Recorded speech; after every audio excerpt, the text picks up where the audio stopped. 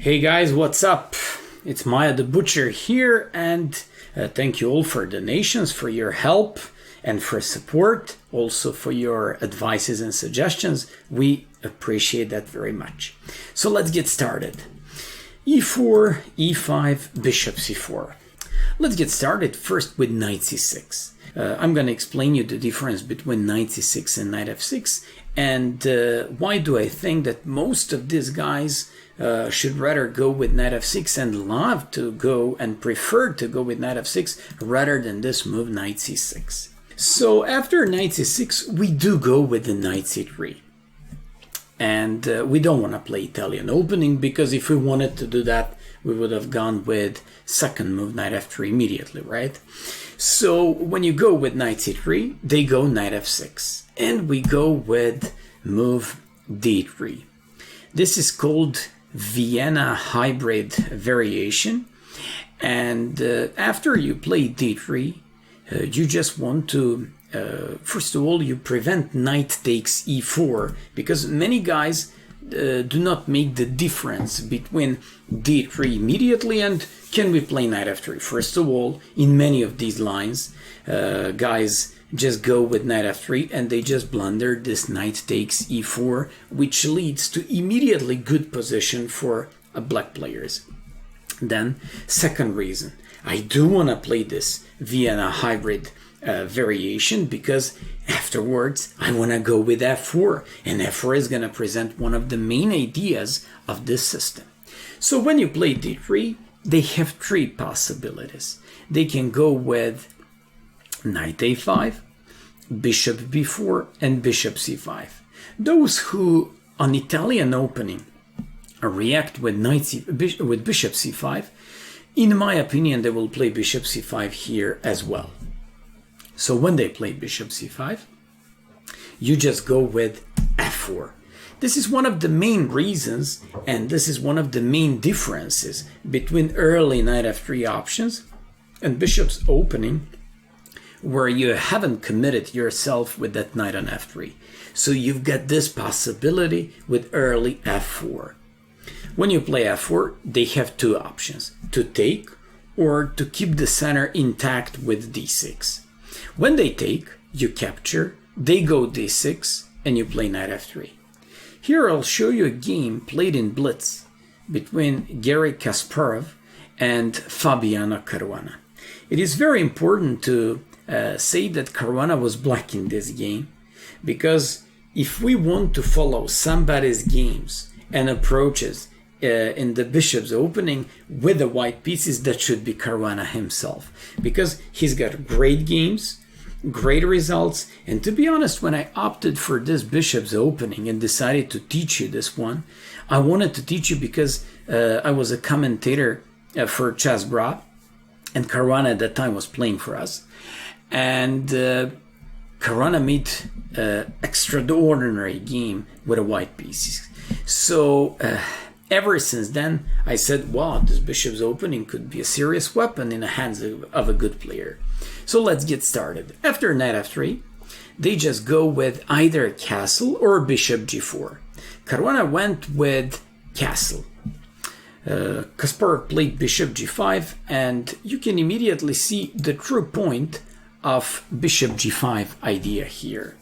When you play bishop g5, you just want to pin this knight on f6, and not just that, you want to do something else as well.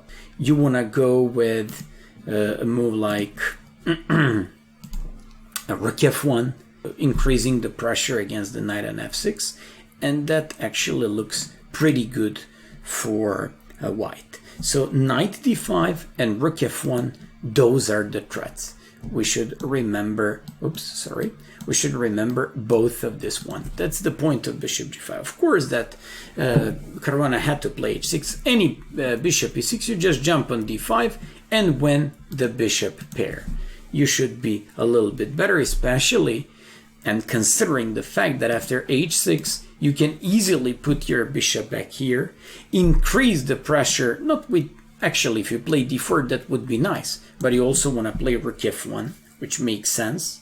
Maybe if you could play d4 and kick that bishop away from c5, that would be even better. But most importantly, they can't play like this because on knight g5 you can just sack here and get a winning attack. So when they play bishop g5, immediately h6. Kasparov played bishop h4, Caruana played bishop e6. Reminds me on previous position, probably he could have gone with the knight e5 going into that. Gary decided to play bishop e3. I believe in case of bishop e3, he would have captured by a pawn, keeping the healthy pawn structure. He probably would go with d4, kicking this bishop away from c5 as well. So after knight d4, Gary played rook to f1. I like this one. Of course, you can't play castle because he's gonna go with discover check. So look at this. I like the x-rays against the knight on f6. Caruana had to capture, Kasparov as well, threatened to take on f6 to win the pawn, and this guy had to play bishop d4. Knight e2, bishop e2, rook b1, and bishop a3. And now move into typical Kasparov style, who's, in my opinion, one of the best players on initiative of all times. And when it comes to attack, he's the guy to follow. Kasparov here played knight f4. Such a crushing move because I guess he was expecting that Caruana goes with bishop e3, in which case knight h5 decides the game. So after he went with this e takes f4, bishop f4, d6, knight f3, instead of castle that Caruana played in this game, the main line in the past was bishop g4. It makes much more sense since it threatens this knight on f3, threatens this knight e4. It looks a little bit more difficult for white players, definitely. Although the real answer should be queen d2. You just unpin your queen, do this battery, which means that the h6 will be very difficult in case they go with short castle afterwards, and you just want to make the long castle. So they have two options, to go with short castle or to take on f3. If they take on f3, you take. At the moment, maybe it doesn't seem that dangerous for black because you can't play rook g1 still because of this bishop on c5. But don't forget, I can play like bishop g5, knight d5. I can play knight e2, d4. I can play bishop e3, swapping off these bishops, and afterwards trying just to take advantage of the open g-file. So after knight h5, watch out, they threaten to win the bishop pair, and they also want to go queen h4. You play bishop g5, queen d7, and long castles. White looks great. You should always do more than important prophylaxis with the king b1, placing it into the safety. You have the bishop pair, and you should be going with this rook h to f1 because you can't easily go on the g-file, but you just want to go there to support some ideas with f4 and f5 afterwards, and you even have some knight d5 ideas in some of these positions later. All things considered, I would just say that white has much better game. Just because of that, when you play queen d2, most of these guys go with short castle. You go long castle, and they go a6, which pretty much makes sense, because these are the opposite side castle positions. We have the queen side castle, they have king side castle, and you all know the basic rule. When there are like opposite side castles on the board, that's a great chance for both of these sides to attack just on the different sides. So here we're gonna do it on the king side, they will do that on the queen side. Of course, what else but bishop g5? Bishop g5 in these positions has especially a great point because there is no more possibility for black to put the bishop back on e7 and to control this knight on f6. As soon as you play bishop g5, you just threaten knight e5. Knight on f6 looks weak. So what do we have to do? In case they go with h6, in the event of such moves, now you see the true importance of this battery. and you just take on h6 and say, goodbye, man, see you next time. So they can't play any h6. In case they go with b5, you just say, sorry, baby, but I'm gonna be the one who's gonna do the crushing attack here on the king side. They take the bishop, you take on f6, and boom, queen h6, followed by inevitable knight f6 with checkmate, or they just have to give up a queen. If they take on f3, well, I'm so happy to get a game like this because the G file has just opened. Why is that so important? Because you can place one of the rooks even at a cost of exchange, or you just want to use and move your queen to G2.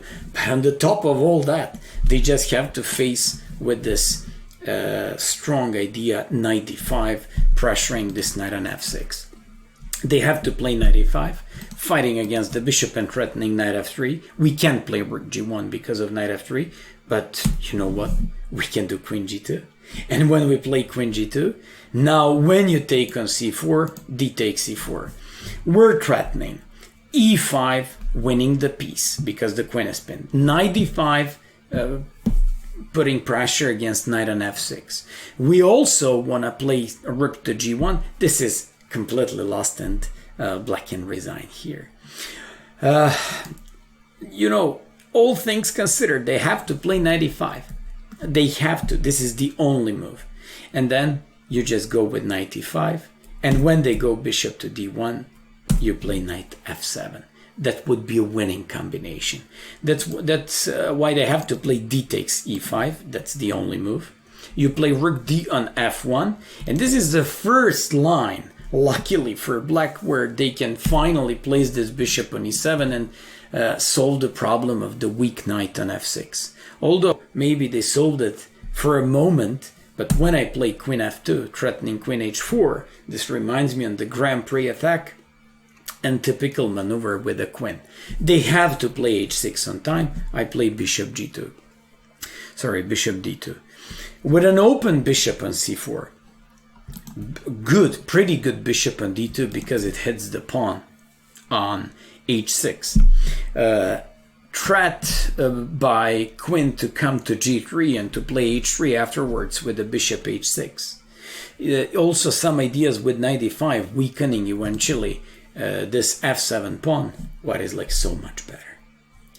Just because of this, I like to point out like one of the most important things. When you play f4, it is extremely dangerous if black captures on f4. Once again, whenever you capture, you want to play knight f3, queen d2 castles, but if you do bishop g5 on time, they're going to be forced to face with almost like consequences that no one can predict, and basically this is just good for us.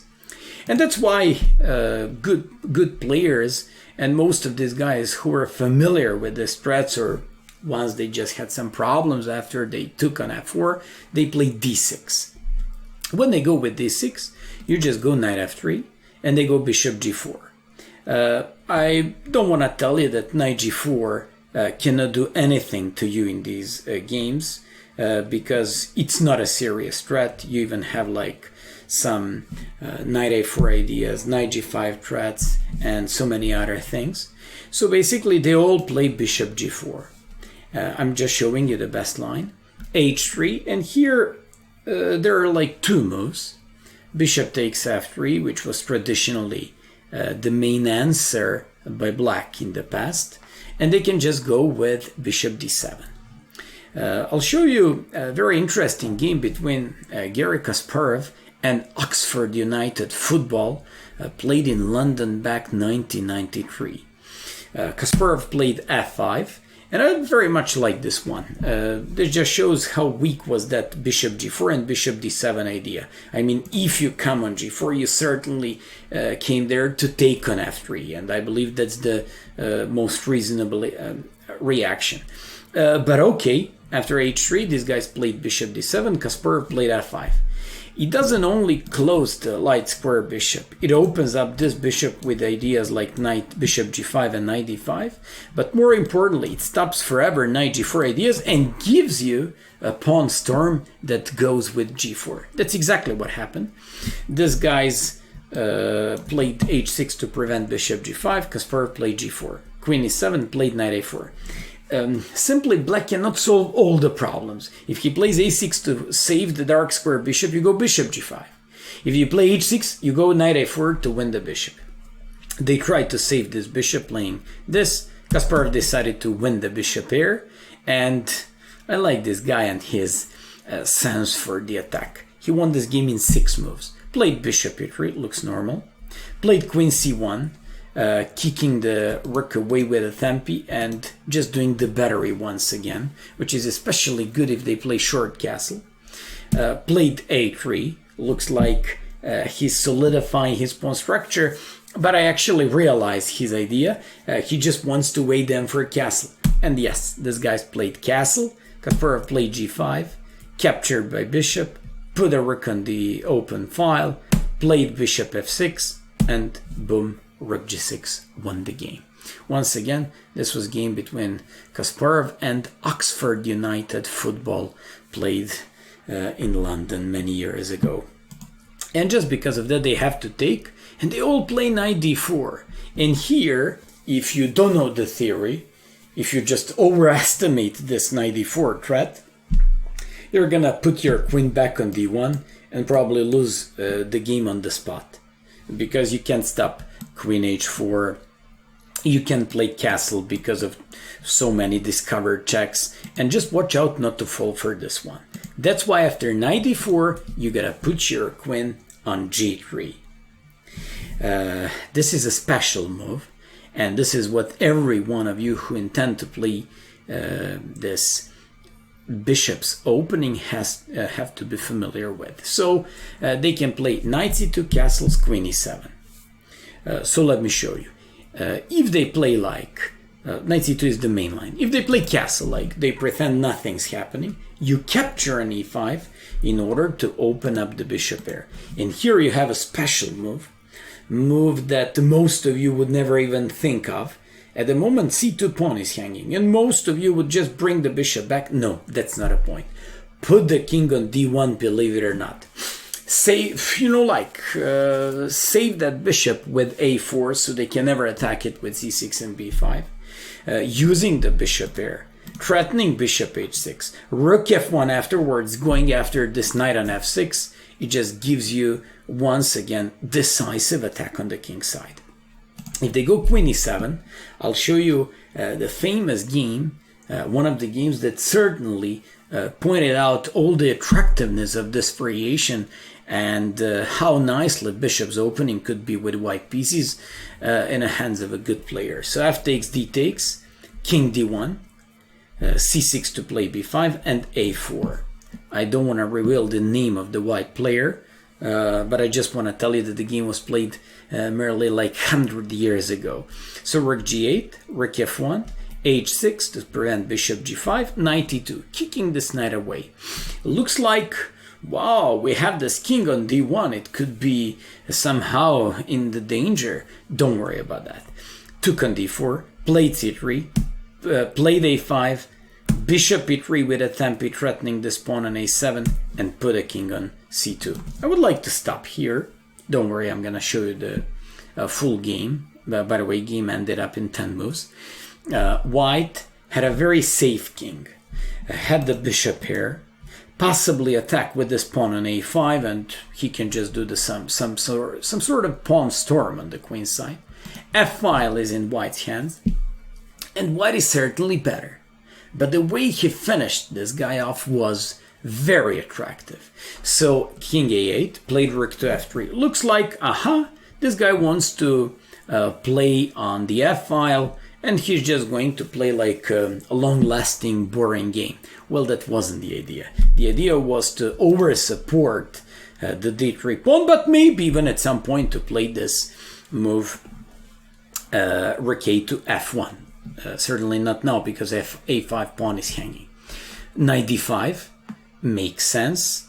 because if you take, he's gonna have like discovered attack with e4 threatening queen and rook, and bishop g1. He even helped him to do what he wanted to do. And what was that? That was the battery. Once again, that battery with the bishop and the queen, this time even in a better version, because mate is threatened.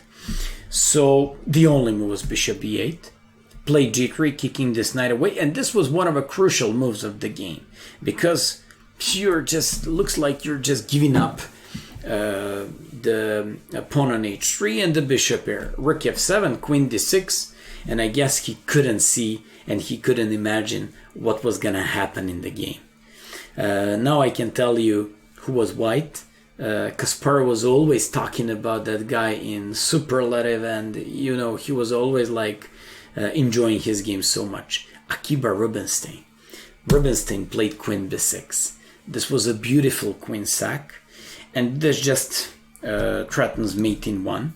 On the other hand, if you take a takes b6 with check, rook a7 here, rook would take on here, and you just have to find some mating combination here, but this would be a beautiful end of this game.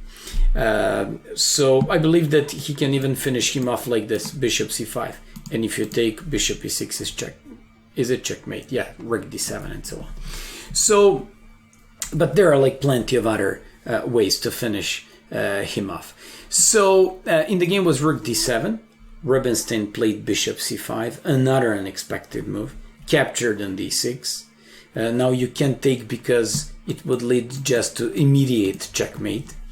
So played rook f2, Rubinstein captured by queen, played bishop c5, and this was a comic situation. Two pieces were hanging while black absolutely didn't have a way to defend both. After all these lines and all these variations, just want to remind you of the fact that one more thing doesn't seem to be working. He takes f4, queen g7, rook f8, and once again you go with that crucial king d1 move that defends on c2. So you don't want to give up the light square bishop in these positions.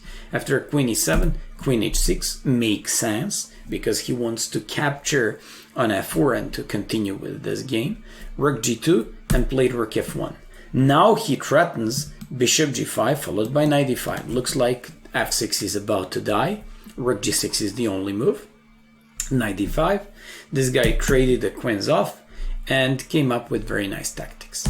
Bishop f7, bishop d6, and after this he was like 2 pawns up and won the game. Looks like black has to take on c2 and has to take the challenge, which leads to a very complicated and very difficult game for black, because when you play king d1 they just have to take on a1. I also analyzed some knight h5 ideas. You play queen f3 and you take on h5. Once again, you threaten mate in 1. They have to go castles and you play f5. With the ideas like pressure on f7, rook f1, rook f3, rook g3, bishop h6, idea like knight d5 and f6. This is completely winning. They have to play c6, you play rook f1. If they go b5, you just go f6. I found like a couple of games played like this, and they cannot even capture an f6 because you sack the bishop, come with the knight here, and mate is inevitable. I'm just showing you a little bit faster because there are like so many possibilities for black in all these variations, but none of them seems to be enough. Showing you a game of famous Robert James Fischer. He was white against McDermott, played in New York, 1964. Knight a1. Fischer captured, threatened both rook and mate. Only move is this one. In case of king d7, you just take on e5 and open up the f-file. Once again, that famous rook f1 idea. Rook f8, f takes, d takes, played bishop g5, threatening this knight. They have to play bishop e7. Fischer played rook f1, played knight e4, Fischer captured, and after f5, by the way, cannot take on here because you can take on f7, you can take even on g5, but okay, everything is winning. After f5, Fischer played queen h7, and after this, played queen g6 and mated his opponent. All these variations just show you difficulties that black can face in this line. I just showed you in Vienna hybrid variation this d3 bishop c5 line. Now it's time to check bishop b4 lines. If they play bishop b4, you just go with knight g on e2. They just go with d5. You take, they take, and you play castle. So when you play castle, they have to play bishop e6 or bishop takes c3. In case they take on c3, that should not be a problem. You take by knight, and you already win the bishop pair. What can be like the only thing that they can get in return that's potentially weak pawn structure? But you know what? When we have the bishop pair, you know what should we have to do. By now you should have learned that. Open up the game and play with the bishop pair. With a possibly dangerous bishop pair, open f-file, queen being placed on h5, Grandmaster Wroblewski, who was Kasparov in Kasparov's team in second and who's like coach of Russians, he's one of the guys that we should follow in this opening, and he made like many beautiful wins with this bishop's opening, and this is one of those games against Grandmaster Bezgodov. In case they go with bishop b4, knight g on e2, d5, e takes, knight takes, castles, and they go with the most, let's just say, appealing for black, bishop e6, you just play a3. This move scores great in the practice for white. You just force them to commit themselves with taking on c3 or not. So now they have bishop e7 and bishop takes c3. In case they go with bishop takes c3, once again we have a bishop pair, and once again the only bad thing about this is that we at the moment have problematic pawn structure. Nakamura played in St. Louis against Topalov 2017 game like this, played the best move a4, trying to push this pawn up. Topalov played normally b6 because he just wants to keep the game kind of blocked, because he's happy to have the pair of knights against the bishop pair because of the broken pawn structure. But now Nakamura showed his class, played bishop b5, threatening this knight, broke in the center with e4, played c4, played d5, and played look at this, a6 is threatened to win the bishop, played beautiful move, bishop a6. It's a little bit unusual, but you have to do it, otherwise he was about to lose the bishop. So after c6, played h3, only move. Now he had to exchange the bishop pair, but after d6 and c5, he just somehow managed to get the initiative with his double pawns and to be able to break the black's pawn structure on the queen side. Eventually he won the game. That's because most of these guys after a3 play bishop e7. And you know, if I just flip up the board and show you, like, take a look at the game, you would say, well, this looks normal, right? Black looks fine. But look what happens. You play just bishop takes d5. This is the best move. Of all the moves that I tried to check there, looks like bishop d5 is absolutely the best. They have to take by bishop, and you go with f4. This is typical way of breaking, but the real thing and the real idea of this move comes now. You can't take, because after knight f4, you don't have to do anything with this bishop. So they have to go castles, and you play f5. That's the point of f4 idea in that position. f4 followed by f5. Once again, it's not only that you want to play f5, but you want to play knight g3, knight h5, f6. You want to play knight g3 and to have like, and to get the hold of e4.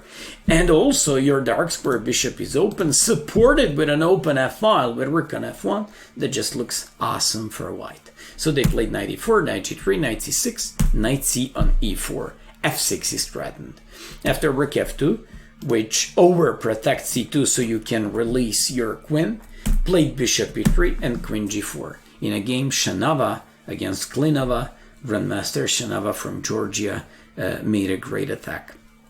The thing is You want to double up your rooks and pile them up on the f-file. You want to go with h4 and h5, possibly weak king on g8, and good pieces of white that are just concentrated on the king side, and a pretty clear plan for the attack afterwards give white more than promising chances in this type of game.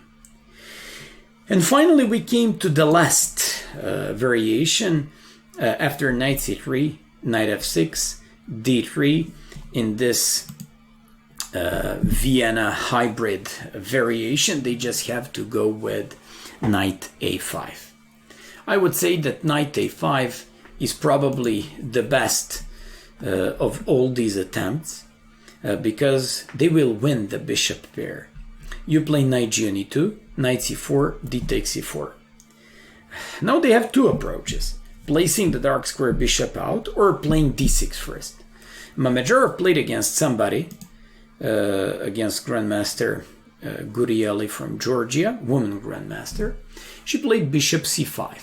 She just tried to develop the dark square bishop before playing anything else. I mean, before she does actually d6 and completes development. For some reason I have some problems with my screen, and I hope you won't be able to see that on the video. So after bishop c5, here white just Mamijarov played f3, d6, queen d3, bishop e6, and after like bishop e6, b3. So let me just solve the problem with my computer. It looks like too many things are open at the same time, and that's why we have these problems. So after like queen d3, bishop e6, b3, played bishop e3, and you just go with completely different type of ideas in this type of game. You would like to do some pawn storm on the king side. You can even go with long and short castle. It depends on concrete circumstances on the board. Gurieli played short castle, Mamijarov played g4, knight g3, long castle, and just had a nice game and a nice position there. Eventually he managed to win the game. I don't want to show you like the complete game. This was like a fairly nice game. After knight c4, d takes c4, the main move is d6. You play short castle, and they just go bishop e6. Makes sense. If they play bishop e7, you always go with the same plan. b3, knight g3, bishop e2, and then you go either with queen f3, first h3 followed by queen f3, so you can threaten knight f5. You open up d1 square for your rooks and the further action. You want to play a4 to prevent b5. It looks like your pair of knights very successfully fight against this bishop pair because they're pretty inactive. So in this game was queen a5, and after queen a5 the game went with the queen e1 followed by knight d5. So queen a5, queen e1 threatening knight d5, and white had like great game. This was in a famous game between Schlechter and Steinitz. Knight d5 was threatened, queen c7, a4, bishop e6, rook to d1, and white had great attack. Queen e2, f3, king h1, knight f5, and I can show you like the whole bunch of moves here, but I guess you already get the point that white is the one who's got initiative on his side, and he eventually managed to win the game. This is a famous game between Schlechter and Steinitz, and played more than 120 years ago, but it's still good, it's still nice, it still shows you how should you treat these positions. d6 was very weak. I can even show you what happened in that game. d5, traded the bishops off, played queen h4, threatened and took advantage of his rooks being double upped on the d file, and both of these rooks that were hanging. Rook e d7, g3, kicking the knight away. And after, of course, you can play d takes e4 because of queen d8, which is mate.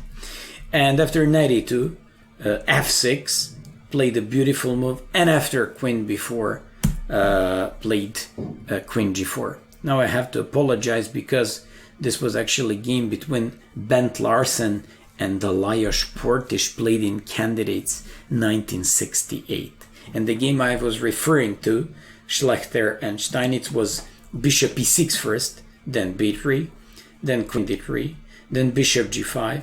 Then he captured, and this is one of those games that I like to show my students, where I just try to show them how pair of knights could outplay the bishop pair. So after rook a1 threatening on d6, black had to play bishop e7, c5, breaking the bishop, the pawn structure and opening up the d file. Went with the queen g3, threatening rook and queen on d8 and pawn on e5 and pawn g7. Took on g7, and this famous game went on with knight f4. This was a crucial moment of the game because you can't take because of e5 and they're just lost. Also, you just threaten after knight f4, knight g6. Rook g8 was in the game, check. Rook d6, rook d1, queen e5, and Steinitz resigned in a couple of moves. You know what? When I started this lecture, I thought to show you knight f6 Berlin defense, but I won't manage to do it now. I mean, it already took a little bit longer than I expected, so we're gonna have like a third part of the bishop's opening, and see you next week, guys, with the knight f6 Berlin defense against bishop c4 that is, believe it or not, played in more than 80% of the games against the bishop's opening. Hope you enjoyed this lecture, and see you next time. Bye bye.